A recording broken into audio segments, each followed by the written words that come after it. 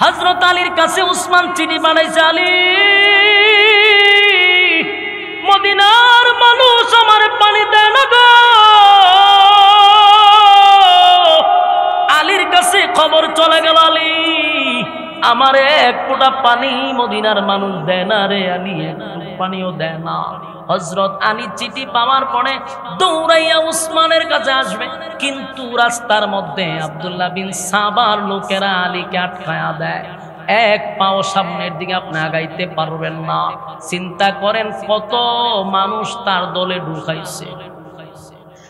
হযরত আলীকেও সে ঢুকাইতে দেন। হযরত আলী বললেন, তাহলে শোনো, আমার মাথার পাগড়িটা তোমরা কমপক্ষে উসমানের কাছে পৌঁছায়া দাও। হযরত আলীর মাথার পাগড়ি উসমানের কাছে পৌঁছায়া দিল। এটা বুঝাইলো যে, উসমান, তোমার চিঠি পাওয়ার পরে আমি আসছিলাম তোমাকে সাহায্য করার জন্য, কিন্তু সাবার লোকেরা আমার সামনে আগাইতে দেয় নাই। আমি আসছিলাম, আমার পাগড়িটা প্রমাণ করে। উসমান রাদিয়াল্লাহু তাআলা এই পাগড়ি পাওয়ার পরে বুঝলো আলীকেও তার আটকায়া দিছে। হযরত আলী তার দুইজন যুবক ছেলে হাসান রাদিয়াল্লাহু তাআলা, হুসাইন রাদিয়াল্লাহু তাআলা, দুইজন যুবক ছেলেকে বলল, আমার দুই কলিজার টুকরা সন্তান, তোমরা উসমানের দরজার সামনে দাঁড়ায়া থাকবা, যেন আমার উসমানকে বিদ্রোহীরা কোনো ক্ষতি না করতে পারে। হযরত হাসান হুসাইন রাদিয়াল্লাহু তাআলা দুই ভাই উসমানের দরজার সামনে তরবারি নিয়ে দাঁড়ায় আছে, যেন কোনো বিদ্রোহীরা দরজা ভেঙে উসমানকে হত্যা না করতে পারে। দুইজন সাহাবী দাঁড়ায়া ছিল উসমান রাদিয়াল্লাহু তাআলার কাছে। বহু সাহাবীরা বলছে, হুজুর, কেন গো আপনি অনুমতি দেন না? আপনি শুধু অনুমতি দেন, আমি ওয়াদা দিলাম এই বিদ্রোহীদের সঙ্গে আমরা জিহাদ করব। কিন্তু উসমান রাদিয়াল্লাহু তাআলা অর্ডার দেয় না, আদেশ দেয় না। উসমানের কথা হলো, নবীর জমিনে রক্ত পড়ুক, মুসলমানদের তরবারিতে মুসলমান শাহাদাত বরণ করুক, আমি উসমান এটা কখনো চাই না, এটা আমি হতে দিব না। হযরত আলীও চিঠি বানাইল, উসমান, আপনি শুধু অর্ডার দেন, আমরা জিহাদ করব, এই বিদ্রোহীদের বিরুদ্ধে জিহাদ করব। উসমান বলে, না, আমি রক্ত দেখতে চাই না, আমি এখানে দ্বন্দ্ব হোক, আমি উসমান আমার শাসন আমলে রক্ত জড়ুক, নবীর জমিন আমি চাই না। একজন সাহাবী ওনার কাছে গেলেন, গিয়ে বলেন, হুজুর, আমার কাছে 1000 লোক আছে, আপনার পক্ষে আমরা যুদ্ধ করব, আপনি অর্ডার দেন।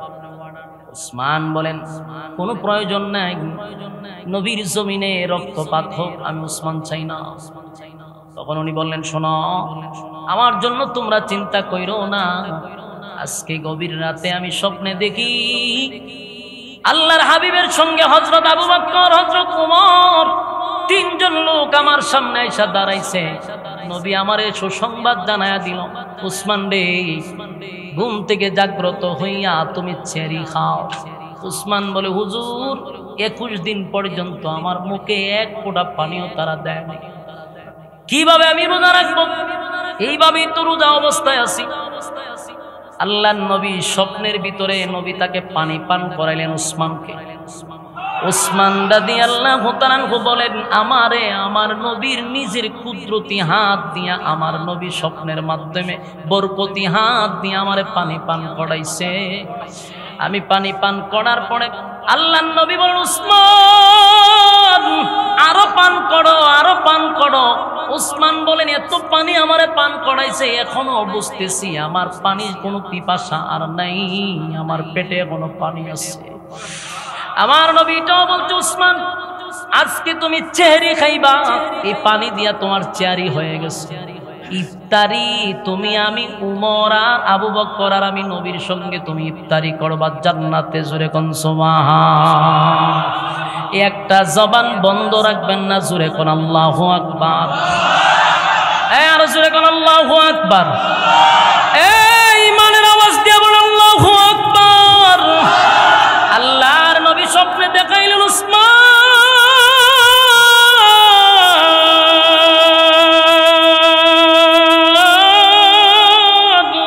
ওয়াদা দিলাম আজকের ইফতারে তুমি আমি নবীর সঙ্গে করবা, চিন্তার কোনো কারণ নাই, চিন্তার কোনো কারণ নাই।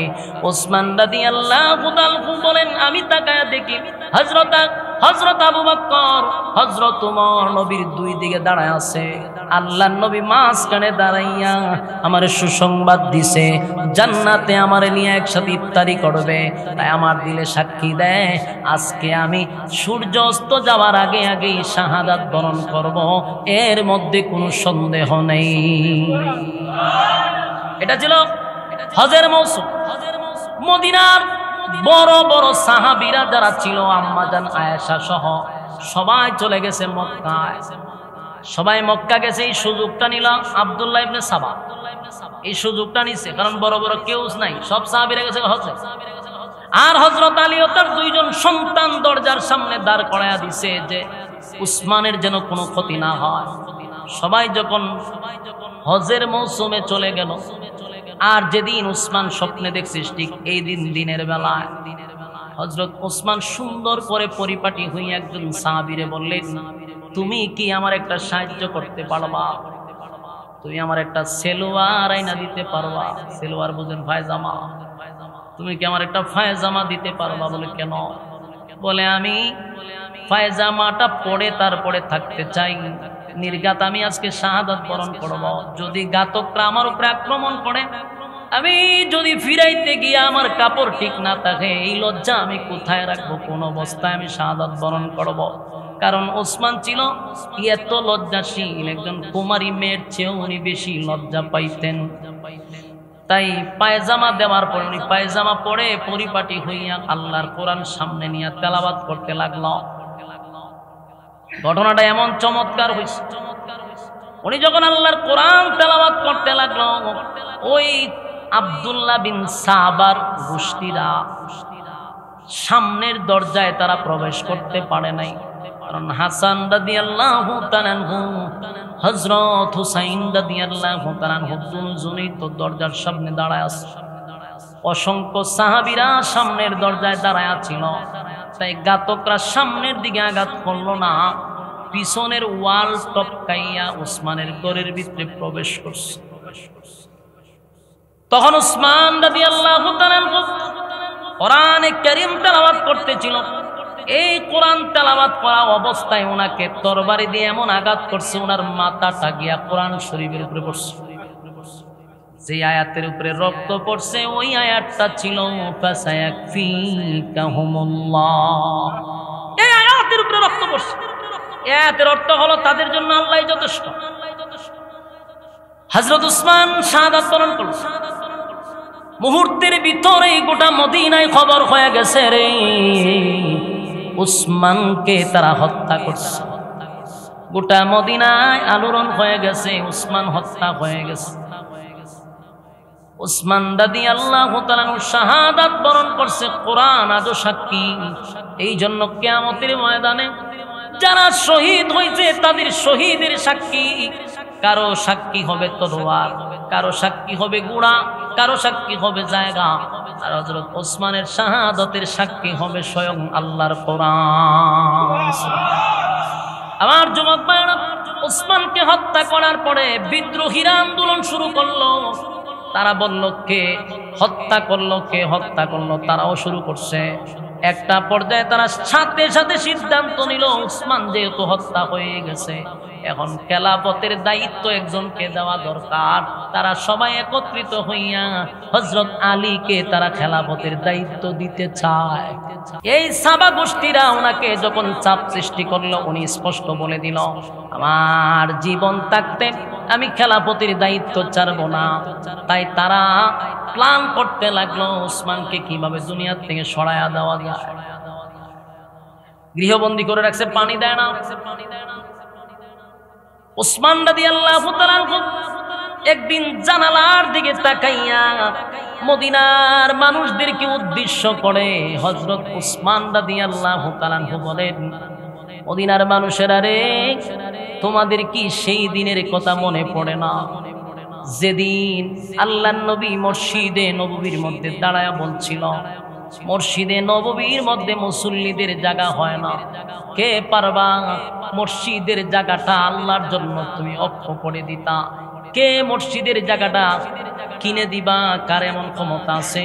আমি রাসূল ওয়াদা দিলাম, দুনিয়ার থেকে চলে যাওয়ার সাথে সাথে আল্লাহর তৈরি জান্নাত তোমার জন্য ওয়াজিব। সুবহানাল্লাহ। সেদিন মদিনার মধ্যে উসমান রাদিয়াল্লাহু তাআলা কোটি কোটি টাকা খরচ করে মসজিদে নববীর জায়গাটা উসমানের টাকা দিয়া কিনে আল্লাহর রাস্তায় ওয়াকফ করে দিচ্ছে। উসমান রাদিয়াল্লাহু তাআলা বলেন, সাহাবীরা রে, যেই জায়গায় দাঁড়াইয়া তোমরা আমি উসমানের বিরুদ্ধে আন্দোলন করো, যেই জায়গায় দাঁড়াইয়া আমার বিরোধিতা করতেছ, বলো না নবীর সেই দিনের ঘটনা কি তোমরা ভুলে গেছ? সেখানে তো জায়গা ছিল না, আমি উসমানের অর্থ দিয়া এই জায়গাটা ক্রয় করছি। আজকে আমার জায়গায় তোমরা দাঁড়াইয়া বক্তব্য দাও, আমার ঢুকতে দাও না। এবার উসমান রাদিয়াল্লাহু তাআলা বলেন, এ মদিনার মানুষ, তোমরা কি ভুলে গেছো গো যেদিন আল্লাহর নবী বলেছিল মদিনার মানুষ পানি পান করতে পারে না? একটা কূপ ছিল ইহুদিদের, এই কূপটা ইহুদিদের দখলে ছিল। আল্লাহর নবী বলেন, কে আছো রে এই কূপটা কিনে মুসলমানদেরকে দেওয়ার জন্য? যে পারবা আমি নবী তার জন্য দোয়া করে আল্লাহ তোমার জান্নাতে হাউজে কাউসারের পানি পান করাবে। সেদিন তখনকার সময়ের 50 লক্ষ টাকা খরচ করে উসমানের টাকা দিয়া সেই কূপটা মুসলমানদেরকে উসমান দান করে দিচ্ছে। গোটা মদিনার মানুষ উসমানের দেওয়া কূপের পানি পান করে রে, অথচ উসমানকে 21 দিন পর্যন্ত পানি দেয় না। এই হৃদয় বিদারক ঘটনা, উসমান রাদিয়াল্লাহু তাআলাকে পানি দেয় না গো। মদিনার মানুষ তার টাকার কিনা পানি পান করে, কিন্তু উসমান পানির অভাবে পিপাসায় জিহ্বাটা শুকায়া গেছে। একদিন 2 দিন নয়, 21 দিন পর্যন্ত গৃহবন্দী করে রাখছে রে, উসমানকে পানি পান করতে দেয় না। আব্দুল্লাহ বিন সাবা আইন জারি করছে, কেউ উসমানের কাছে পানি নিয়ে আসলে তার শাস্তি হবে। এইভাবে যখন উসমান মানুষের কাছে বলতে লাগলো, ও মদিনার মানুষ, তোমরা এত পাষণ্ড হয়ে গেলা, আমার দেওয়া পানি আমার একটু পান করতে দাও, কেন তোমরা এত কঠোর হয়ে গেছ? এই খবরটা চলে গেল নবীজির বিবি উম্মে সালমার কাছে। ঘটনা যখন উনি শুনলেন, আল্লাহর নবীর বিবি আম্মা জান উম্মে সালমা 1 বোতল পানি লইয়া উসমানের ঘরের দিকে রওনা দিছে। উসমান রাদিয়াল্লাহু তাআলার কাছে পানি নিয়ে আসার পথে আব্দুল্লাহ বিন সাবা মহিলাদেরকে দিয়ে ওনাকে চেক করাইতে লাগলো। চেক করে দেখে উম্মে সালমার কাছে 1 বোতল পানি পাওয়া গেছে। ওই আব্দুল্লাহ বিন সাবার গোষ্ঠীরা আম্মা জানকে পর্যন্ত উসমানের কাছে যেতে দেয় নাই, পানিটুকু উসমানের কাছে পৌঁছাইতে দেয় নাই, পানিটা জমিনে ফেলে দিল। কিন্তু উসমান রাদিয়াল্লাহু তাআলাকে 1 ফোঁটা পানি পান করতে দিল না। আম্মা জান কান্দে আর বলে, এ মদিনার মানুষ, আমার নবীর কান মুখ থেকে শুনছি, নবীজির জবান থেকে আমি শুনছি, উসমান জান্নাতের একজন সুসংবাদ প্রাপ্ত সাহাবী।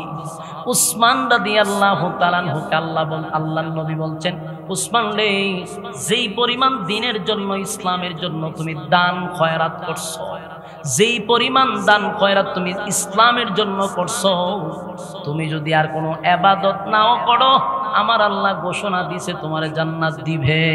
সুবহানাল্লাহ। উসমান রাদিয়াল্লাহু তাআলা আল্লাহ এত সম্পদের মালিক বানাইলো, উনার যা কিছু ছিল সব ইসলামের জন্য ব্যয় করলো, দ্বীনের জন্য, ইসলামের জন্য, সব জায়গায় উসমানের অবদান। সেই উসমানকে 1 ফোঁটা পানি তারা পান করতে দিল না। উসমানের বিবি চটপট করতেছিল, স্বামীর মুখে 1 ফোঁটা পানি দেওয়া যায় কিনা। উসমান রাদিয়াল্লাহু তাআলা কথা বলতে পারতেছে না, কলিজা শুকায়া গেছে রে, পানি নাই, পানি নাই।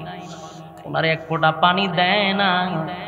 তাই কষ্ট আর বরদাস্ত করতে না পেরে উসমানের বিবি দৌড়াইয়া চতুর্দিকে পানি তালাশ করলেও পানি সাথে নিয়ে আসলে তারা রেখে দেয়, দিতে দেয় না। কত বড় জাহেল জালেম।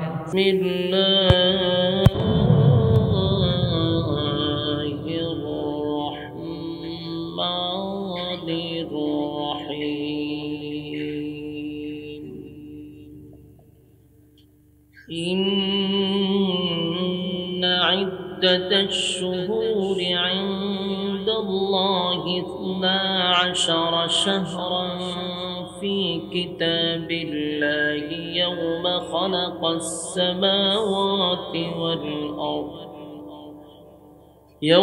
خلق السماوات والأرض منها 4 حرم ذلك الدين القيم فلا تظلمون فيهن أنفسكم وقاتلوا المشركين كافة كما يقاتلونكم كافة واعلموا أن الله مع المتقين صدق الله العظيم. درود شریف پڑھیں. اللهم صل على محمد وعلى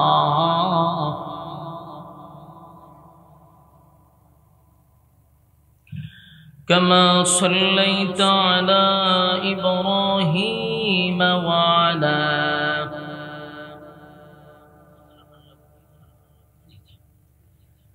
إنك حميد مجيد. اللهم بارك على محمد وعلى آل محمد كما باركت على إبراهيم وعلى إنك حميد مجيد. بختی کا چمکے ستارہ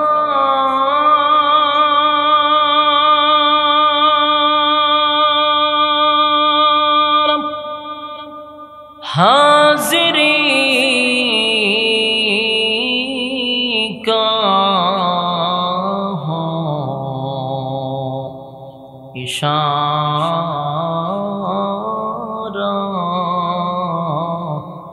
دیکھ کر روز پیارا بلغ العلا بکمالہ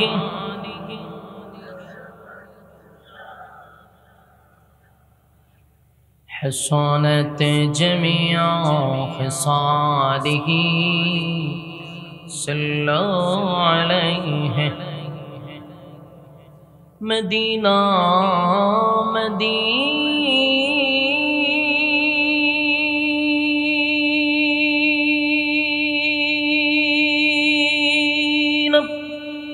مدینہ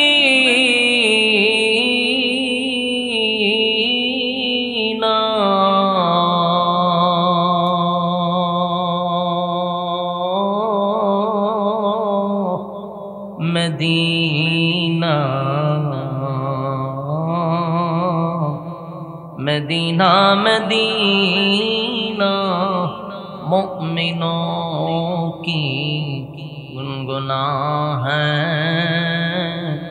دیدار مدینہ. عاشقوں کی تمنا ہے بلغ العلا بکمالہ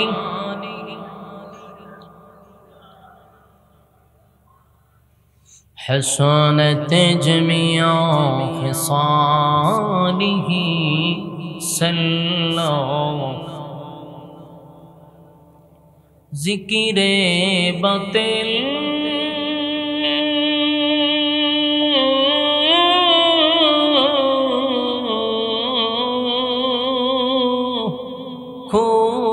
हटा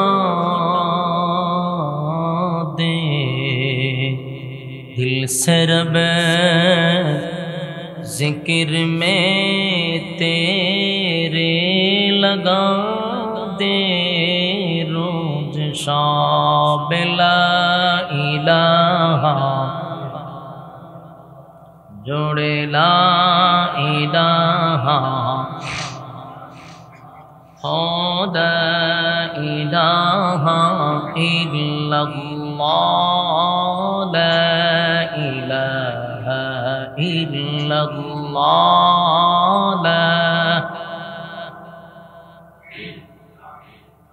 जोड़े ला इलाहा इल्लल्लाह ला इलाहा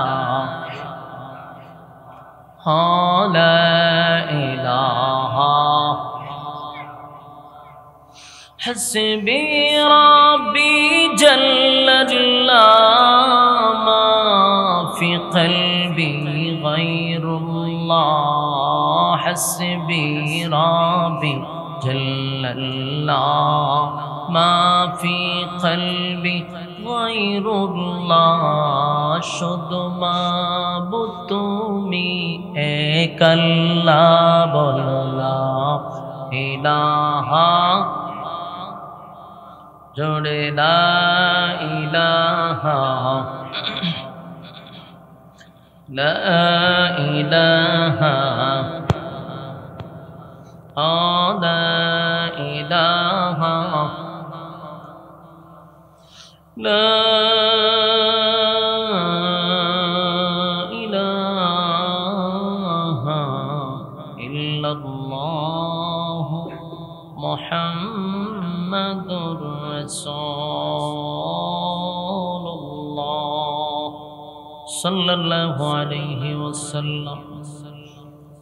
अल्हम्दुलिल्लाह ब्राह्मणबाड़िया জেলার অন্তর্গত কালীগচ্ছ ছানপুর জামিয়া আয়েশা সিদ্দিকা রাদিয়াল্লাহু তাআলা আনহা বালক বালিকা মাদ্রাসার আজকের উদ্বোধন উপলক্ষে আয়োজিত আজকের ইসলামী সম্মেলনের সম্মানিত যিনি সভাপতি আল্লামা শেখ ফরিদউদ্দিন তেলী নগরী সাহেব দামাত বরকাতুহু, আরো আছেন হযরত মাওলানা আলতাফ হুসাইন সাহেব, আরো আছেন মুফতি এরশাদুল ইসলাম সাইফি সাহেব। ওয়াজ করেছেন আমার আগে আপনাদেরই ব্রাহ্মণবাড়িয়ার কৃতি সন্তান, আপনাদের পরিচিত মুখ হযরত মাওলানা মুফতি কাউসার আহমদ হাসানী সাহেব দামাত বরকাতুহু। ওয়াজ করেছেন মৌলানা আনাস আল হাবিব, আল্লামা আব্দুস সুবান ফার্সি কবি, মৌলানা আব্দুল আলিম চাঁদপুরি, হযরত মৌলানা ইউসুফ সুলাইমান হাবিবি, মৌলানা সৈয়দ নিয়ামতুল্লাহ সাহেব, মৌলানা আরমান হোসেন সাজিদ সাহেব, মৌলানা ক্যারি সফিউল্লাহ সাহেব, মৌলানা খালিদ সাইফুল্লাহ সাহেব সহ যার উদ্যোগে আজকের মাহফিল আহ্বানে মৌলানা মুফতি জালাল উদ্দিন আব্বাসী সাহেব, প্রতিষ্ঠাতা ও পরিচালক আজকের উদ্বোধনীয় অনুষ্ঠানের এবং এই মাদ্রাসার উপস্থিত নওজোয়ান তরুণ যুবক ভাইয়েরা, মুরব্বিয়ানে আযম, মাইকের আওয়াজ যতটুকু দূরে যাচ্ছে অবস্থানরত আছেন পর্দানিশী মা ও বোনেরা, সকলকে আমার অন্তঃস্থল থেকে জ্ঞাপন করছি মুবারক। সবটুকুন শুকরিয়া আল্লাহ সুবহান মহিয়ান গড়িয়ান সর্বশক্তিমান আল্লাহ পাকের জন্য, যিনি প্রচন্ড গরমের মধ্যে দুনিয়ার সমস্ত ফিতনা ফাসাদ থেকে হেফাজত করে, অসংখ্য মানুষের মাঝখান থেকে যাচাই এবং বাছাই করে, নির্বাচিত করে, পছন্দ করে, মহব্বত করে, ভালোবেসে সুস্থ অবস্থায় আসার এবং বসার তৌফিকটুকু রব্বে কারীম আমাদেরকে দিয়েছেন। শুকরিয়া আদায় করছি আলহামদুলিল্লাহ। লক্ষ কোটি দুরুদ এবং সালাম আল্লাহর সৃষ্টির প্রধান আকর্ষণ জনাবে মুহাম্মদুর রাসূলুল্লাহ সাল্লাল্লাহু আলাইহি ওয়াসাল্লাম। সম্মানিত সুধী, প্রচন্ড গরম, এর মধ্যে আপনারা মৌমাছির মতো বসে আছেন। এই আশা এবং বসাটা আমি মনে করি শুধুমাত্র কেবলমাত্র লিওয়াজহিল্লাহ, আল্লাহর জন্য। দুনিয়ার কোনো মানুষের আকর্ষণে এখানে কেউ আসে নাই, কোনো নেতার আকর্ষণে নয়, কোনো বক্তার আকর্ষণে নয়, এটা শুধু একমাত্র কোরআনের আকর্ষণ। বাস্তব না বাস্তব? আজকে এখানে যদি ওয়াজ মাহফিল না হইয়া কোন দলের একটা রাজনৈতিক একটা মঞ্চ যদি তৈরি করা হইতো, আর যদি বলতো অমুক নেতায় বক্তব্য দিবে, আমার তো মনে হয় এই গরম নেতার বক্তব্য শোনার জন্য কেউ 5 মিনিট বসবো। আমরা কিতাব জুড়ে হইতেই হতো। আর যদিও কোন রকম বসত এতক্ষণ পর্যন্ত, তাহলে দেখতেন চেয়ার বাইঙ্গা কয়েকালি জমা হইতো। এমদা চেয়ারদা বাড়ি মারছে, এমদা মাথাত বাড়ি মারছে, এমদা ফিডে বাড়ি মারছে, টানা টানি একটা কেয়ামতের অন্ধকার শুরু হয়ে যেত, ঠিক নেই? কিন্তু এখানে যে আপনারা আসছেন, এখানে আপনাদেরকে খানার কোনো ব্যবস্থা করা হয় না, চেয়ারের কোনো ব্যবস্থা করা হয় না, একেবারেই নরমাল বিছানাতে বসে গেছেন। রাজনৈতিক মঞ্চে বসে ঠিকই, কিন্তু যারা বিড়ি খাওয়ার অভ্যাস এরা বিড়ি টানে, আবার বক্তব্য শুনে ওই চেয়ারের নিচে তো বিড়ি তোরা আবার টান দেয়। যার যারা অভ্যাস এটা চালাইতেও তাকে, বক্তব্য শুনতেও তাকে। কিন্তু এখানে অনেক বিড়ি প্রেমিক আছেন, সিগারেট প্রেমী আছেন, কিন্তু এখানে যে বসছে নেশা টানলেও ভুলেও কেউ এটা মুখ দিত না, ঠিক নেই? এটার জন্য আগে কোনো অ্যালাউন্সও করা হয়েছে না, যারে মাহফিল আইলে বিড়ি খাওয়ান যেত না। এই কথা কি জীবনে কেউ কইছে? আল্লাহর কুদরত দেখছেন, এটা আমি আপনি গবেষণা করা দরকার। যেটা নিয়ে কোনোদিন কেউ বলেও নাই যে বিড়ি খাওয়ান যেত না, চিল্লা চিল্লি করন যেত না, আপনারা যদি মনে চায় তুই আয়েন আর নাই আয়েন না, এই কথা কোনোদিন না বলার পরেও মানুষ অটোমেটিক সাইলেন্ট, বুঝে যেটা কোরআনের মজলিস, আদবের সহিত বসতে হয়। এখানে বিড়ির নেশা ধরলেও খাওয়ান যেত না। এই জন্যই আল্লাহ রাব্বুল আলামিন যাদেরকে ভালোবাসে, আল্লাহ যাদেরকে মহব্বত করে, ওই সমস্ত বান্দাদেরকে আল্লাহ দ্বীনের কাজে লাগায় রাখে। আমার কথা বুঝে? মানে আপনাদেরকে যদি আল্লাহ ভালোই না বাসত, তাহলে প্রচন্ড গরমে এখানে বসায় রাখতো না। আপনি আমার মতো বহু মানুষ রাস্তাঘাটে অনর্থক আড্ডা মারতেছে, ঘরের মধ্যে বেহুদা গল্প করতেছে, কেউ মোবাইলে গেমসে ব্যস্ত, কেউ ভিডিওতে ব্যস্ত, কেউ টিকটকে ব্যস্ত, কেউ ফেসবুকে ব্যস্ত। অসংখ্য মানুষের মধ্যে আল্লাহ আপনারা পছন্দ করছে, ওইটাই এই মজমাতে বসার সুযোগ করে দিচ্ছে। তাহলে বোঝা গেল আল্লাহ আপনাদেরকে ভালোবাসে। আল্লাহ ভালোবাসাই বাসার কারণে আপনারা এখানে বসছেন। বলুন তো দেখি, বসাটা সহ্য করতে পারে না কে? শয়তান। আপনারা একটু কথা হানা কইেন, কইলে আমার কথা বলার জন্য আগ্রহ তৈরি হোক। এখানে বসছেন, আল্লাহ খুশি, ফেরেশতারা খুশি, মাখলুকাত খুশি, কিন্তু একজন বেজার, এল মিস্টার ইবলিস। ইবলিস কি চাইবো আপনারা বসে থাকেন? কারণ প্রত্যেকটা মানুষের সাথে শয়তান থাকে। আমার লগেও আছে, বিশ্বাস হয়নি আপনারা? আছে, শয়তান আছে। আপনার লগে 10টা থাকলে আমার লগে 20টা আছে, একটু বেশি থাকে আমরা সাথে। হ্যাঁ, বড়ডি আছে। তো এতগুলা শয়তান আপনাদের সাথে থাকে, আমার সাথে থাকে, কিন্তু আজকের এই মজলিসে সে বসতে পারে নাই। আমার টাকার রুচি কেন? আর আপনারা তো গেছে না, সবার সাথে যে আছে এরা প্যান্ডেলের বাহিরে চতুর্দিকে দাঁড়াই দিচ্ছে। ঘটনাটা কি? সারাদিন চলে আমার সাথে, উঠে আমার সাথে, বসে আমার সাথে, কিন্তু আমারে তুই যেখানে বই রইল, এটা তুই ঠিক হয়েছে না। আপনার সাথী কিন্তু আপনারা সাইরা যায় নাই, হ্যাঁ, চতুর্দিকে প্যান্ডেলের দাঁড়ায় আছে, তার মনের মধ্যে তো কষ্ট আছে। এখন এর কাজটা কি? এর কাজ হইল আমরা যেখানে বইছেন এখান থেকে উড়ানোর জন্য তার একটা চেষ্টা চলতেছে। ওখান থেকে আপনারা সে ডাইরেক্ট এখানে বসতে পারবে না, কিন্তু ওখান থেকে আপনারা রিমোট দিয়ে কন্ট্রোল করতেছে। বুঝেন কথা? রিমোট দিয়ে কন্ট্রোল করে কেমনে? মনের ভিতরে একটা রিমোট আছে, এখান থেকে টিপ দিয়ে দিলে আপনার ভিতরে ওয়াসওয়াসা তৈরি হয়। দেখবেন মনে মনে হয়তো যাচ্ছা হুজুর তো খালি ওয়াজ শুরু করছে, আমি একটু আয়, দুইটা টান দিয়ে আয়, খালি এনে শুরু করছে। এই যে টান দিয়ে মনের মধ্যে আইছে, এটা শয়তান এখান থেকে রিমোট দিয়ে কন্ট্রোল করছে। এরপরে কইবেন যে দূর গরম লাগে, একটু সাইডে গিয়ে হারুন, এটাও শয়তান আপনারা লাড়াছাড়া করতেছে। বিভিন্ন ওয়াসওয়াসা আপনার উপরে আসবে, কিন্তু আপনি যদি জিম্মারে বসে থাকেন তাহলে ব্যর্থ হবে। এক পর্যায়ে সে হতাশ হয়ে যাবে, যে কোনো কাম হইল না। আর আমরা যদি উঠতে যান গা, তো শয়তানে ডিজে গানের আয়োজন করবো, নাচবার হবে যে আমি সাকসেস, আমার বন্ধুরা আমি উঠাইতে পারছি, মাশাআল্লাহ মজলিস থেকে উঠাই লিছি। মানে আপনারা কি শয়তানকে সাকসেস করতে দিবে? মাশাআল্লাহ, শয়তানের গাল অলরেডি সর হয়ে গেছে। এই জন্য আপনারা মনোযোগ সহকারে কথাগুলি শ্রবণ করেন। এখন আসলে আমরা সাথে বেশি থাকে কেড়ে, আপনার থেকে আমরা সাথে শয়তান বেশি থাকে। তার একটা কারণ আছে। সাধারণ একটা পাবলিক, এখানে অনেক খোলাপান আছে, অনেক খোলাপান আছে, যুবক আছে, বেশিরভাগ সময় খারিয়া মিথ্যা দেয়, কথা পায় না। খারিয়া মুতুই না ভাড়ি নাই আছে, জিন্সের প্যান্ট পরলুই খারিয়া মুতবার মন চায়। তাহলে এখন প্রশ্ন হইল, এর সাথে শয়তান থাকে 10টা, এরা খাড়া করে রাস্তাত মুতাইলায়, আর আমি হুজুরের সাথে 20টা না 100টা থাকলেও জীবনে আমার খাড়া করে মুতাইতে পারবো? শয়তানের 14 গোষ্ঠী লয়ে যদি আমার সাথে লাগে, খাড়া করে মুতাইতে পারতাম। কিন্তু আপনার লগে একটা থাকলে আপনার মুতাইলে খাড়া করে, তার মানে বোঝা যায় সংখ্যা কম হইলো আপনারে হে খেলাইতে পারে, কিন্তু আমরা লগে সংখ্যা বেশি হইলো হে যেমন চাই আমরা চলতে পারি না।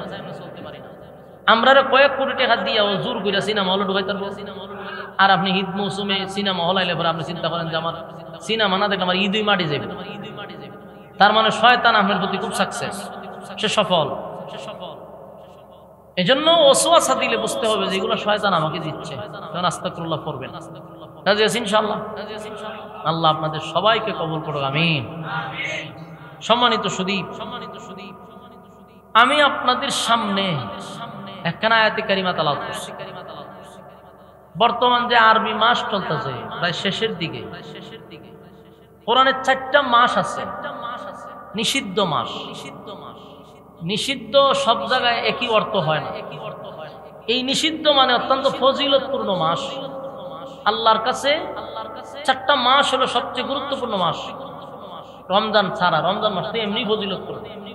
এই রমজান ছাড়া 4টা মাসের মধ্যে একটা মাসের নাম হলো মুহররম। মাসের নাম কি? মুহররম মাস, আল্লাহর কাছে বড় দামি মাস। আর এই মাস 4টার ব্যাপারে আল্লাহ আসমান যখন সৃষ্টি করে নাই, জমিন যখন সৃষ্টি করে নাই, মানুষ যখন সৃষ্টি করে নাই, তখনই আল্লাহর কাছে 4টা মাস পছন্দের মাস। মানে দুনিয়া সৃষ্টি করার আগে আল্লাহ 4টা মাসকে কি বলছে? ফজিলতপূর্ণ মাস। এর মধ্যে একটা হলো মুহররম মাস। আর আমরা অলরেডি মুহররম মাসের শেষ প্রান্তে আছি। এখন আমরা মুহররমকে চিনি কিভাবে? আমরা মুহররমকে চিনি মাত্র কারবালা দিয়ে। বাস্তব কিছু না বাস্তব? আমরা মনে করি মুহররম মানেই কারবালা। এটা একটা ভুল মেসেজ, আর এই ভুল মেসেজ আপনি অনেকদিন ধরে করতেছেন।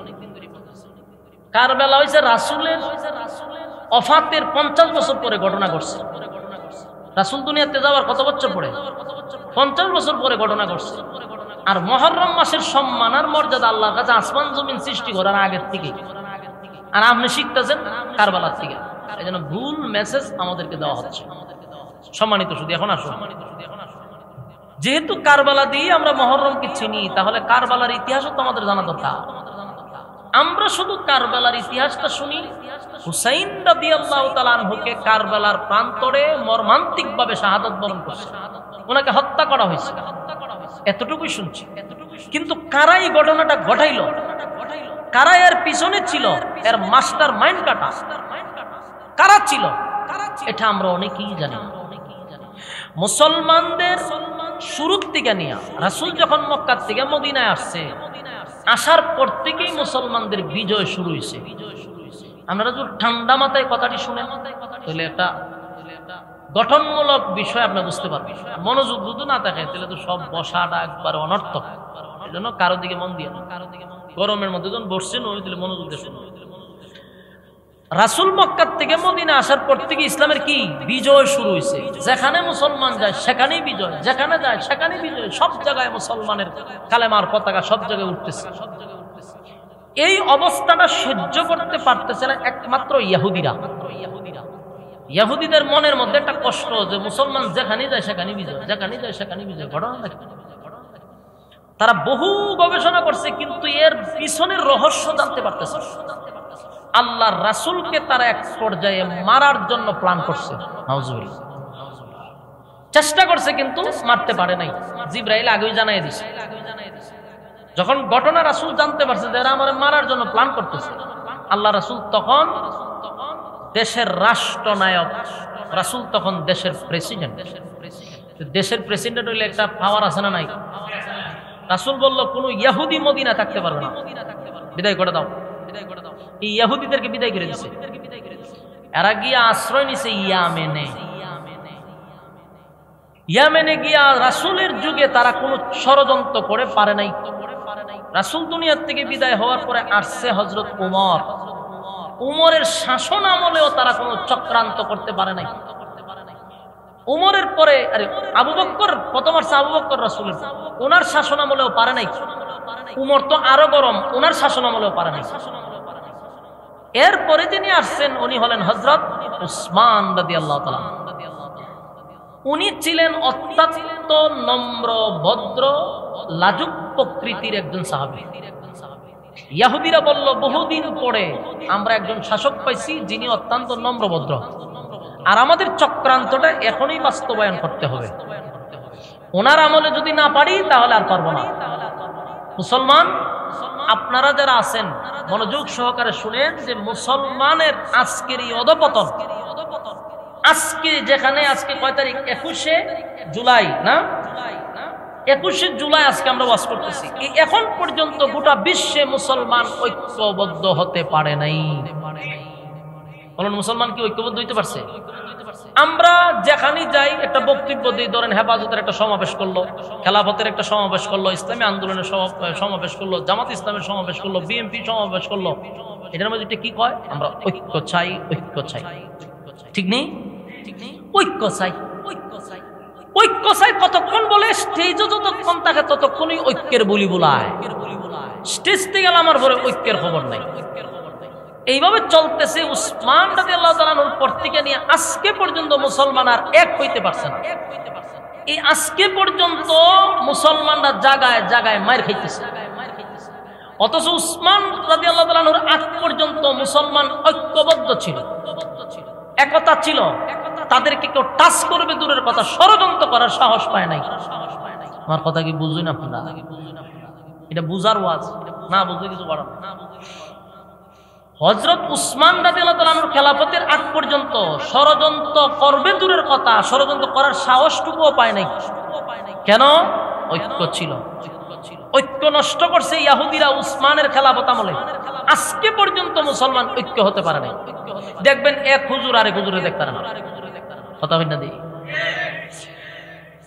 10-15 জন লইয়া একটা দল গঠন করে লাই। আজকে দেখবেন একটা ব্যানার লেখা রয়েছে কি আমার একটা দল। আবার দেখবেন আরেক দল, টুফির মধ্যে দল আছে, সেপ্টা টুফি আলাদা একটা দল, সুক্কা টুফি আলাদা দল, গুল টুফি আলাদা দল।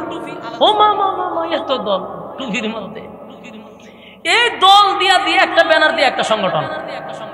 আবার এরাই এই 10 জন লইয়া মাঠে গিয়া ঐক্য চাই, ঐক্য চাই। বেড়া তুই ঐক্য চাইলে তুই 10 জন লইয়া ব্যানার লইছ কেন? তুই সবটির ভিতরে একটা ব্যানার কর। কথা কই না? দি আমার মাঝে মধ্যে, আমি তো ছোট মানুষ, সব কথা আমরা লিখতে পারি না, বলতে পারি না। বললে আবার বড় আছে, আমরা উপরে কি আছে? বড়রা আছে, এত ফাঁকনামি করো না, কারণ উচিত কথা বেশি কইও না। এটা হলো তাদের বক্তব্য। আমার প্রশ্ন হলো, তুমি স্টেজে গিয়ে বলে ঐক্য চাই, ঐক্য চাইতে তুমি ব্যানার একটা লইছো কেন? সমস্ত ব্যানার একটা হবে, সব টুপিওয়ালাদের ব্যানার একটা হবে, সব মৌলবীদের ব্যানার একটা হবে, সব রাজনৈতিকের ব্যানার একটা হবে। এটা হলো ঐক্য। তুমি নিজেই দল গঠন করছো একটা একটা একটা একটা কইরা, আবার তুমি হয়তো ঐক্য চাই, ঐক্য চাই। এটা হাস্যকর না? ঐক্য তো জীবনে হবেই না। ফিডা মায়ের আমদার বন্ধ হবে। বাস্তব না বাস্তব? এর একটা বাস্তব এক্সাম্পল আপনাদেরকে দেই। বাংলাদেশ দ্বিতীয়বার স্বাধীন হয়েছে 5ই আগস্ট, ঠিক না? এই 5ই আগস্টের পরে একই নাটক আবার শুরু হয়েছে। ফ্যাসিস্ট সরকারের আমলে যেই নাটক হয়তো হুজুরদেরকে নিয়া, যেই নাটক কইরা উনি 16 বছর মানুষের গারে বর করছিল, একই নাটক 5ই আগস্টের পরে আবার শুরু হয়েছে হুজুরদেরকে নিয়া। তার মানে কি? হুজুররা যদি সব ঐক্যবদ্ধ হইতো তাহলে এই নাটক দ্বিতীয়বার 5ই আগস্টের পরে করার সাহস কারো হইতো না। আজকে দেখেন 5ই আগস্টের পরে এটা আপনাদেরকে বলতে হবে, এটা আমাদের ভাবতে হবে, কল্পনা করছি না। আমাদের তরুণ আলেমদেরকে আবারও একই নাটকে, জঙ্গি নাটকে ঢুকাই দিছে। কথা বুঝতেছে? আমাদের তরুণ একজন আলেম হইল সিলেটের রেজাউল করিম আবরার, তার নামে জঙ্গি মামলা দিয়ে দিছে। যেই মামলাগুলি সরকার আসিনা থাকতে নাটকীয় ভাবে আমাদেরকে দিত, বহির্বিশ্বকে বুঝাইতো আমি জঙ্গি দমনে আছি, সুতরাং দেশে আমাকে থাকতে হবে। এখনকার কিছু নাতিপতিরা রয়ে গেছে না, এই সরকার তো একটা ব্যর্থ সরকার এখন যে আছে, এই ব্যর্থ সরকারে এখন পর্যন্ত কোনো সংস্কার করতে পারলো না। ওই হাসিনা আম্মার যতগুলা ছেলে সন্তান ছিল এদেরকে এখনো সুন্দরভাবে লালন পালন করতেছে এই সরকারের আন্ডারে, একটারও চেয়ার থেকে উঠায় নাই। তাই এদের নাতিপুতিরা এখন আবার হুজুরদেরকে নিয়ে গভীর ষড়যন্ত্র শুরু করছে। আমি মনে করব এই সরকার একটা ব্যর্থ সরকার, ইউনূস সরকার। হাজার হাজার রক্তের উপরে আপনি ভর করে চেয়ারে বসছেন, ভুলে যাবেন না আপনি বসেন নাই, আপনাকে বসানো হয়েছে। আপনি যদি জাতির সংস্কার না করেন, এই জাতির সাথে সবচেয়ে বড় গাদ্দারি আপনি করে যাবেন। যেই সম্মান দিয়ে আপনাকে চেয়ারে বসাইছিল, এই সম্মান তো থাকবেই না, ইতিহাসের পাতায় আপনি গাদ্দার হিসাবে পরিচিত হবেন। কারণ এখন আমরা আপনার দিকেই তাকাই আছি, এখনো তাকাই আছে। আপনার যে একটা ব্যর্থ সরকার, আমরা চাই রয়েছি আপনার দিকে। কারণ এখন পর্যন্ত আপনি না বিচার করতে পারলেন না, ওই সমস্ত দালালদেরকে আপনারা কোনো বিচারের আওতায় আনছেন, বরং যে আলেমরা সরকারকে হটানোর জন্য শরীরের তাজা রক্ত দিয়ে মাঠে ময়দানে কাজ করছে, আলেম উলামা ছাড়া আপনাদের মিছিল মিটিং গরম হয় নাই, সেই আলেমদেরকে আবারও আপনারা সেই ফাটার বলি দিচ্ছেন, আবারও নাটকের মেইন চরিত্রে আলেমদেরকে দাঁড় করাচ্ছেন। এই নাটক বন্ধ করেন ডক্টর ইউনূস সাহেব। এই নাটক করছিল আপনার আগের সরকার, নাটক করে বাংলাদেশে থাকতে পারে নাই, টিকতে পারে নাই।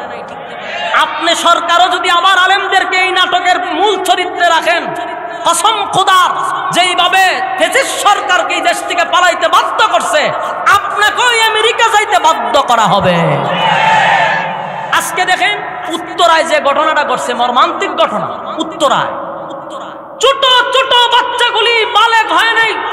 আপনি আমার সন্তানের মতো সকাল বেলায় মা বাবা গোসল করাইয়া, কাপড় চোপড় পরাইয়া, স্কুল ব্যাগ দিয়া তাদেরকে স্কুলে পাঠানো হয়েছে, কিন্তু মা বাবা জানতো না দুপুরের আগেই, টিফিনের আগেই তার শরীর রক্তাক্ত হবে অথবা আগুনে পুড়ে ছাই হয়ে যাবে। এই যে এতগুলা ঘটনা ঘটলো, ছোট ছোট মাসুম বাচ্চার আজকে প্রায় 30 জন অলরেডি শুনছি মরদেহ পাওয়া গেছে। এর উপরে দেশ শুরু করতে কাছে, কিন্তু বিষয়টা এই গজবটা কেন আসলো? এই গজব আনছে ডক্টর ইউনূস সাহেব। বলবেন কিভাবে? আপনি বাংলাদেশের 96% মুসলমানের দেশে আপনি সমগামিতার স্বীকৃতি দিতে যাচ্ছেন। এদেশের মানুষ আজানের আওয়াজ শুনে ঘুম থেকে উঠে, এদেশের মানুষ আজানের ধ্বনি শুনে আবার এই সূর্য আবার অস্ত যায়, আর সেখানে আপনি সমগামিতা করানোর জন্য যে একটা কৌশলে আপনি চেষ্টা চালাইতেছেন, পরিণাম ভালো হবে না। আপনার কানে যায় না, আলেম ওলামারা যে আপনারা বারবার বুঝাইতেছে, আপনার কানে যায় না। কানে কিভাবে যাইতে হইব এটাও জানে মানুষ। একটা সময় আপনার প্রতি, শেখ হাসিনার প্রতি যেভাবে বিরক্ত হয়েছে, আপনার প্রতি হবে। তাই ডক্টর ইউনূস সাহেব, আমরাই আপনার ব্যাপারে বেশি পক্ষে কথা বলছি, আপনাকে আমরাই বেশি সেলুট দিছি, দিয়ে আপনারা বসাইছিলাম বড় আশা করে যে আমাদের অনেক উলামায়ে কেরাম এখনো জেলখানাতে আছে, অনেক উলামায়ে কেরাম এখনো জেল থেকে বাহির হয় নাই, তাদের একজন আলেমদেরকেও এখন পর্যন্ত জেল থেকে ছাড়া হয় নাই। তাহলে বলুন, এই সরকার কি ইসলামের পক্ষে সরকার? কথা কয় না দি। আমি কই ওয়াজ করতেছি, ব্রাহ্মণবাড়িয়া না ময়মনসিং, লক্ষণটা দিরমু বোঝা যায়। বলুন, এই সরকার কি কোন অ্যাঙ্গেলে ইসলামের সরকার মনে হয়? এই সরকার হলো এনজিও এর সরকার। কথা বুঝতেছেন? লক্ষণ খুব ভয়াবহ। আমি চিন্তা করতেছি আমরা শেখ হাসিনার থেকেও কোন অংশে কম হবে না। কথা বুঝতেছেন? কোন অংশে কম হবে না। সে আসার পরে যে সমস্ত অপকর্মগুলো শুরু করার চেষ্টা করতেছে, আলেমরা তাকে বারবার বোঝানো হচ্ছে, সাবধান, সমগামিতা বাংলাদেশে আনার চেষ্টা করবেন না। এর বড় খানে যায় না, তো যাবার সময় একটু বালা কাজ করে যান। স্যার, আপনাকে আমরা সম্মান করি, আপনি আন্তর্জাতিক একজন খেলোয়াড়, চাইলে আপনি সব করতে পারেন, কিন্তু আপনি চাইতেছেন আমেরিকার পশ্চিমাদের কালচার বাংলাদেশে আপনি বাস্তবায়ন করতে চাচ্ছেন। এটা আদৌ সম্ভব হবে না, কখনো সম্ভব হবে। আপনি স্বপ্ন দেখতে পারেন, কিন্তু এটা সম্ভব হবে না। তাই আমাদের আজকের এই ওয়াজ মাহফিল থেকে একটাই বক্তব্য, যতগুলো আলেম জেলখানায় এখনো বন্দী, তাদেরকে দ্রুত গতিতে জেল থেকে ছাড়ার ব্যবস্থা করুন। আর আমরা তো ভাই ওই যে কইলাম ঐক্য ঐক্য স্লোগান দেই, কয়টা আলেমরা, আমাদের অসংখ্য আলেমদের জেলখানায় বন্দী, কয়জন আলেমরা এই ব্যাপারে মিছিল করছে, এই ব্যাপারে আন্দোলন করছে দেখছেন? একটা আন্দোলনও আমাদের জাতি ভাইদের জন্য করা হয় নাই। আমরা কত স্বার্থপর চিন্তা করছি। আমি আপনি কত আরামে চলতেছি, আর আমার জাতি ভাই জেলখানায় বন্দী। 1-2 বছর না, 16 বছর ধরে জেলখানায় বন্দী। একবারও তাদের জন্য আমরা একটা আন্দোলন করলাম না। আমরা আন্দোলন করি কি? শেয়ারের জন্য। আমরা আন্দোলন করি আমাদের পদের জন্য, আন্দোলন করি আমাদেরকে প্রমোট করার জন্য।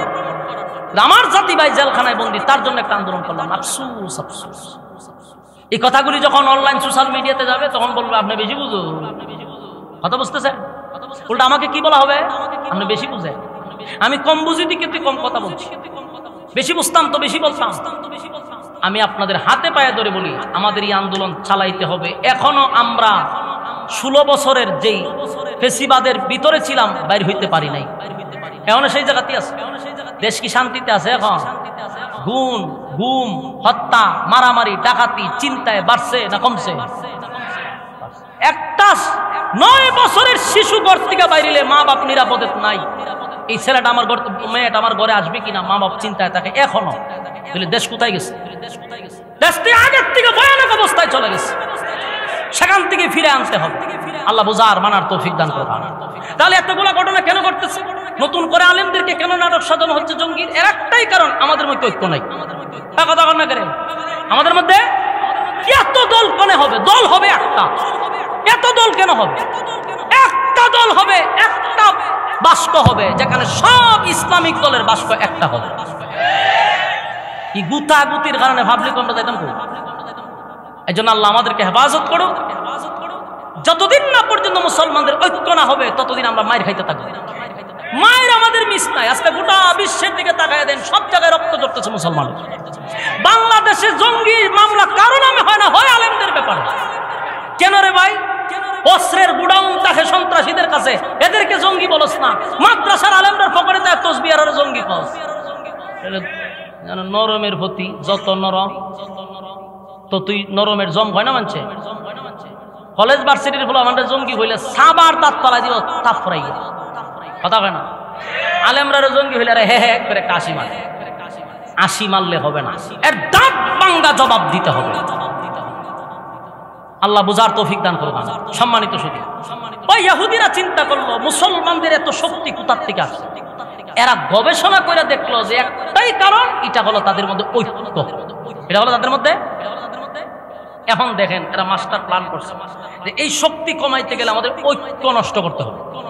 ঐক্য নষ্ট কিভাবে করবে? ওই এদের ষড়যন্ত্র শুরু হইল উসমান রাদিয়াল্লাহু তাআলা খেলাফতের থেকে। এই ইহুদিদের মধ্যে একজনের নাম ছিল আব্দুল্লাহ ইবনে সাবা। হে কি করলো? মদিনায় আসছে।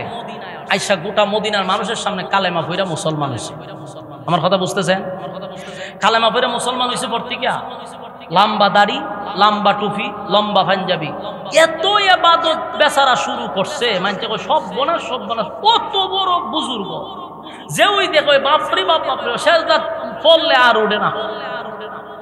দাড়িও লম্বা, পাঞ্জাবি লম্বা, টুপিও লম্বা। মানুষের তারে ভক্তি শ্রদ্ধা করতে লাগলো যে মাশাল্লাহ মাশাল্লাহ মাশাল্লাহ, অনেক বড় বুজুর্গ। হে যখন দেখলো পুরা মদিনায় একটা আলোড়ন হয়েছে, তার লইয়া যে তার বুজুর্গ, তার ইবাদত বন্দিগি মোটামুটি জাহির হয়ে গেছিল। তখন একদিন উসমান রাদিয়াল্লাহু তাআলার কাছেও তার ব্যাপারে কিছু প্রশংসা চলে গেছে। উসমান তখন দেশের প্রেসিডেন্ট। কে হলো? হুজুর, লোকটা মাশাআল্লাহ খুব বালা, ইবাদত বন্দিগি সব সময় ইবাদত বন্দি ছাড়া বুঝে।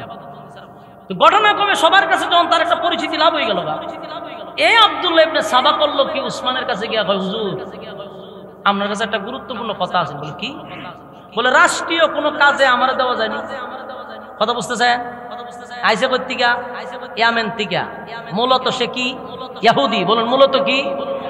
মানুষকে দেখানোর জন্য কি করছে? কালেমা। মানুষকে দেখানোর জন্য করছে কি? ইবাদত। এখন মানুষের কাছে জনপ্রিয়তা পাওয়ার পরেই সে কয় আমারে কোনো দায়িত্ব দেওয়া যায়নি, রাষ্ট্রীয় দায়িত্ব। উসমান কতক্ষণ তার চেহারার দিকে তাকায়, এখন না দেওয়া যায় না। এ কি তা কোন বলা? হ তোমার দেওয়ান যায় না। তখন তার ভিতরে একটা কষ্ট লাগছে যে এতগুলো মানুষের সামনে আমার বললো রাষ্ট্রীয় কোনো দায়িত্ব দেওয়া যায় না, এটা তার ভিতরে আঘাত লাগছে। সে আস্তে করে কিন্তু সরে গেছে। গিয়া সে কিছুদিন পরে সাধারণ কিছু মুসলমান আছে না, দুর্বল ইমানদার আছে না, আমরা সমাজ আসেনি, দুর্বল ইমানদার চিনবেন কেমনে? বলে 5 টাকা দিয়ে একটা বুট কিনা যায়, 1 কাপ সার বিনিময়ে সে জাকাত পোল্টি মেরে দেয়, এরকম আসেনি? এটি দেখো দুর্বল ইমানদার। এরকম দুর্বল কিছু ইমানদার দিকে আব্দুল্লাহ ইবনে সাবা এদের কাছে একটা মেসেজ দেয়, মানে হালকা হালকা একটু বাড়ি দিতেছে। কয় আচ্ছা, যেখানে আলীর মতো একজন ব্যক্তি আছে সেখানে উসমান কিভাবে খেলাফতের দায়িত্ব হইল? এটা কি তার সে যোগ্যতা, এরকম যোগ্যতা আছে আলীর মতো? সাধারণ মুসলমান যে দুর্বল ইমানদারের কথা তো ঠিক, আলীর যে যোগ্যতা, হাসিমি বংশের জন্ম, নবীর শাস্তল ভাই, নবীর মেয়ের জামাই, এখানে উসমান কিভাবে খেলাফত পাইল? এই আস্তে আস্তে তার কাজ শুরু করছে। কারণ সে তো ইয়ামেন থেকে আসছে মুসলমানদের ফাটল সৃষ্টি করার জন্য, ঐক্য নষ্ট করার জন্য, এই জন্য সে আস্তে আস্তে এটা শুরু করছে। এক পর্যায়ে সে গোটা মদিনায় যেখানে যায় সেখানে কিছু না কিছু উসমানের বিরুদ্ধে মানুষকে দাঁড়ানোর চেষ্টা করতেছে। এই খবর চলে গেছে হযরত আলীর কাছে। হযরত আলী বলল, হে লোক সুবিধার না, এ মুসলমানদের ফাটল সৃষ্টি করতেছে। এই খবর চলে গেছে উসমানের কাছে। উসমান রাদিয়াল্লাহু তাআলার কাছে খবর গেছে, হুজুর যে এর লক্ষণ বেশি ভালো না। উসমান রাদিয়াল্লাহু ডাকায় আইনা কইছে, রে তোর তো লক্ষণ ভালো না, তুই মুসলমানদের মধ্যে যে বিভ্রান্ত করতেছস, লক্ষণ খুব খারাপ, মদিনা থেকে বাইরে। তারা রাষ্ট্রীয়ভাবে মদিনা থেকে বের করে দিচ্ছে। কথা কি বুঝতেছেন? বের করে দিচ্ছে। আমার যুবক ভাইরা, কথাগুলি যদি মনোযোগ দিয়ে শুনেন তাহলে বুঝতে পারবেন মুসলমানদের ঐক্যটা কারা নষ্ট করলো। মুসলমানদের মধ্যে একটা ঐক্য ছিল, যতদিন পর্যন্ত মুসলমানের মধ্যে ঐক্য ছিল ততদিন মুসলমানদের ব্যাপারে ষড়যন্ত্র করার সাহসটুকু কেউ পায় নাই। আব্দুল্লাহ ইবনে সাবা করলো কি? উসমান রাদিয়াল্লাহু তাআলা রাষ্ট্রীয়ভাবে আব্দুল্লাহ বিন সাবাকে মদিনার থেকে বাইর করে দিল, যে আমি যেন তোমাকে মদিনার এরিয়ার ভিতরে কোনোদিন না দেখি। বাইর করে দিছে। এখন গেল কোথায়? সে এবার চলে গেল বসরায়। বসরার নাম শুনছে? রাবিয়া বসরার নাম শুনছি না? রাবিয়া বসরা, ওই বসরির দিকে বসরা। বসরায় চলে গেছে। সেখানে যাওয়ার পরে আবার তার ষড়যন্ত্র শুরু করলো। মদিনার থেকে যখন তারে বাইর কইরা দিছে অপমান হইয়া, এবার বসরায় এসে বসরার যে মুসলমান আছে দুর্বল মুসলমানদেরকে কেফায়া দিল উসমানের বিরুদ্ধে, যে উসমান তো রাষ্ট্রের সম্পদ আত্মীয় স্বজনদেরকে দিয়া স্বজন প্রীতি দেখায়। নাউজুবিল্লাহ বাড়ি দিয়া কইবেন, ও রাষ্ট্রের টাকা মাইরা আত্মীয় স্বজনদেরকে দিয়া স্বজন প্রীতি দেখায় রে। উসমান কি ভাবে খেলাফত পাইল? মানুষের ভিতরে একটা বিভ্রান্ত শুরু করে দিল। অনেক সাহাবায়ে কেরাম বুঝতে পারছে লোকে বেশি সুবিধার না, আবার কিছু সাহাবীদেরকে তার দলে নিয়ে গেছে। এইভাবে তার ষড়যন্ত্র চলতে আছে। বসরার গভর্নর যখন শুনতে পারল এই লোকটা মুসলমানদের ভিতরে একটা ফিতনা সৃষ্টি করতে লাগছে, বসরার গভর্নর তারে ডাকাইয়া বলল, আমি যেন বসরার ভিতরে তোমারে না দেখি। এটা কি করছে? এই বসরার থেকে তারে ঘাট ধাক্কাতে বের করে দিয়েছে। ইয়াদ রাখবেন সে কয়টা দেশে গেছে। আমার কথা কি মনোযোগ আছে? ওডাউডি করলে বুঝবো আপনার উপরে শয়তানে বর করছে। যারা উঠবার উপরে কিতাব বর করছে, কেন শয়তানে বর করছে? ওই যে কইলাম একটু আগে, সাইডে বই রইছে শয়তান, এখান থেকে রিমোট দিয়ে টানে। যে উঠবে আর ভাই সাইডে দেখবেন যে মাশাআল্লাহ তারে বর করে লইছে। ঠিক নেই? উঠতেন না, উঠলে শরম মানতে চায় থাকবো আপনার ভাই, তো বর করে লইছে। কথাগুলো একটু মনোযোগ দেন। আজকে মুসলমানদের এই অবস্থা কেন?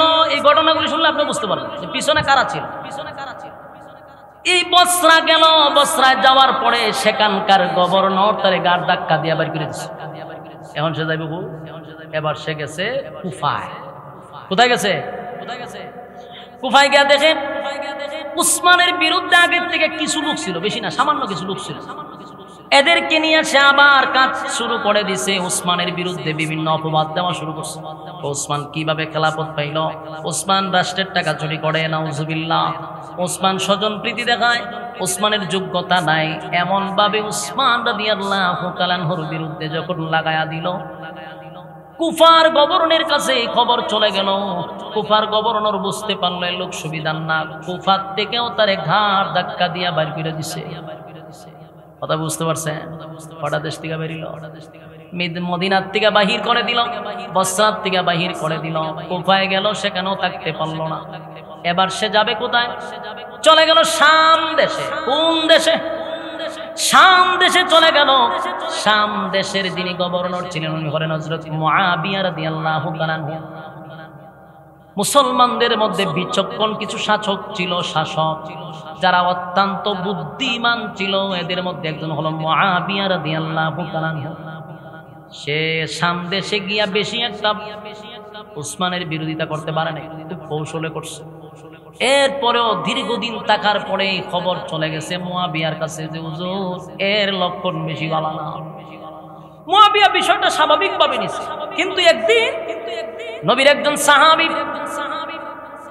একজন সাহাবীর কাছে এই আব্দুল্লাহ বিন সাবা বলতে লাগলো, শোনো মুআবিয়া তো সবচেয়ে যোগ্য লোক, আলী হইল যোগ্য লোক, এতগুলা যোগ্যতা সম্পূর্ণ লোক থাকতে উসমান কিভাবে রাষ্ট্রের দায়িত্ব পাইল? নবীর একজন সাহাবীদের কইতেছে। ওই সাহাবী তার দিকে তাকায় কয়, বলে ভাই আপনার বক্তব্য শুনে আমার ইহুদিদের গন্ধ লাগতেছে। সুবহানাল্লাহ। হয় তোর লক্ষণ তো বেশি ভালো না, তোর কথার মধ্যে ইহুদিদের গন্ধ পাইতেছে। তুই কি ইসলাম প্রচার করো না ইহুদি প্রচার করো? এর তাফাদা ধরছে, হলো তোরলি এক জাত জামা ধইরা লয়ে গেছে মুআবিয়া রাদিয়াল্লাহু তাআলার কাছে। তখন ওখানকার গভর্নর বলে যে হুজুর এর লক্ষণ ভালো না। তখন মুআবিয়া রাদিয়াল্লাহু তাআলা তার এই শাম দেশ থেকে গাড় ধাক্কা দিয়ে বাইরে নিয়েছে। চিন্তা করছেন নি এই ইহুদি কত বড় খারাপ, কোন দেশের স্থান নাই। এখন হে করবো কি? শাম দেশ থেকে যখন বাইরে করে দিছে, এবার হে সিদ্ধান্ত নিল সে মিশরে যাবে। কোথায় যাবে? রওনা দিয়েছে মিশরে। তো মজার ব্যাপার হলো মিশরে আগের থেকেই উসমানের বিরুদ্ধে বেশিরভাগ লোক ছিল, উসমানের বিরুদ্ধে। জানা রাখবেন শিয়া গোষ্ঠীর উৎপাত শুরু হয়েছে মূলত মিশর থেকে। কথা বুঝতেছে? মিশর থেকে শুরু হয়েছে। আব্দুল্লাহ ইবনে সাবা চিন্তা করলাম মিশর গিয়ে আমার মিশন বাস্তবায়ন করুন, কাজ শুরু করে দিছে। বিশাল একটা জনগোষ্ঠী তৈরি করে দিয়েছে উসমানের বিরুদ্ধে। মানুষকে কাঁপাইতে কাঁপাইতে অনেক বড় একটা কুমড়ি তৈরি করে দিয়েছে। এই খবর চলে গেল সিরিয়ার গভর্নরের কাছে যে উসমানের বিরুদ্ধে একটা লোক আজকে বিশাল একটা টিম তৈরি করছে। মিশরের গভর্নর তারে ডাকায় আইনা ঘাড় ধাক্কা দিয়ে মিশর থেকে বাইর করে দিচ্ছে। কথা বুঝতেছে? কয়টা দেশে গেল? এখন সে করলো কি? এখন কিন্তু সে আর একা না, এখন আর একা না, তার বিশাল বড় একটা সমর্থন হয়ে গেছে, এর বাহিনী বিশাল হয়ে গেছে। এখন আর একা না, সে বাইরে গেছে গা, বাইরে যাবো মিশর থেকে বিশাল বাহিনী নিয়ে সে বাইরে। এখন সে তার টার্গেট হলো আমি আবার মদিনায় যাব। মদিনায় যাওয়ার আগে আবার শাম দেশে গিয়া তার কিছু লোক শাম দেশে ছিল ওইগুলার নিচে। বসরায় গিয়া কিছু লোক তৈরি করছিল, ওইখান দিয়ে লইছে। কুফায় গিয়া কিছু লোক তৈরি করছিল, সেখান থেকেও কিছু লোক আনছে। বিশাল এক জনগোষ্ঠী নিয়ে আবার মদিনার দিকে রওনা দিচ্ছে। মদিনায় যাওয়ার পরে সেখানে গিয়া তার বিশাল বাহিনী নিয়ে ঢুকছে। এখন তো সে একা না, চাইলে তার বিরুদ্ধে অ্যাকশন নেওয়া সম্ভব না, কারণ তার তখন শক্তি আছে। সাহাবায়ে কেরাম বুঝতে পারলো যে হে এত দেশ ঘুরে আবার মদিনায় এলো, এত লক্ষণ খারাপ। কিন্তু এখন তো সে একা না, বহু মানুষ তার পক্ষে। সে আবার মদিনায় কাজ করা শুরু করছে, হেকমতে করতেছে। কারণ সাধারণ মানুষের সাথে যদি একটু শক্তিশালী মানুষ আমার পক্ষে আসে, তাহলে আমার টিমটা আরো শক্ত হবে। কথা হয় না দি? সে এই সিস্টেম করতে করতে অনেক নবীর সাহাবীদের তার দলে নিয়ে আসছে। চিন্তা করছেন কি ষড়যন্ত্র উসমানের বিরুদ্ধে। এখন আপনারা কবেন উসমানের বিরুদ্ধে এত লোক কিভাবে তৈরি হইলো? এরা করলো কি, এই আব্দুল্লাহ ইবনে সাবা কত বড় চক্রান্তকারী ইহুদির বাচ্চা। সে উসমান রাদিয়াল্লাহু তাআলার দেশ রাষ্ট্রীয় সিল আছে, সিল মোহর আছে না, ইডা হেল চুরি কইরা নকল করে লিছে। এখন মনে করেন আবু বকর সিদ্দিক রাদিয়াল্লাহু তাআলা আনহুর ছেলেকে উসমান রাদিয়াল্লাহু তাআলা আনহু পাঠাইছে মিশরে গভর্নর হিসাবে। এই আব্দুল্লাহ ইবনে সাবা করলো কি, আরেকটা সিডি বানাইয়া একজন লোককে আবু বকরের ছেলের আগেই মিশরে পাঠিয়ে দিতেছে। তা আবু বকরের ছেলে যখন মিশরের দিকে যাইতেছে, তার আগে একটা গুড়া খুব দ্রুত গতিতে যাইতেছে। হযরত আবু বকরের ছেলে বলল যে না, এই লোকটা আমার আগে এত দ্রুত গতিতে কোথায় যাচ্ছে, তারা ধরে নিয়ে আসো। তারা আটকাইছে, ধরে নিয়ে আসো। কোথায় যাও? বলে মিশরে যায়। কেন? হয় আমার কাছে উসমানের একটা চিঠি আছে। আবু বকরের ছেলে উনি চিঠিটা আইনা দেখে, চিঠির মধ্যে লেখা যে আমি আবু বকরের ছেলেকে মিশরে পাঠাচ্ছি, সে মিশরে যাওয়ার সাথে সাথেই তাকে তোমরা হত্যা করবা। নাউজুবিল্লাহ। বুঝতেছেন কত বড় ষড়যন্ত্র? অথচ উসমান রাদিয়াল্লাহু তাআলা এই চিঠি আদৌ লেখা নাই।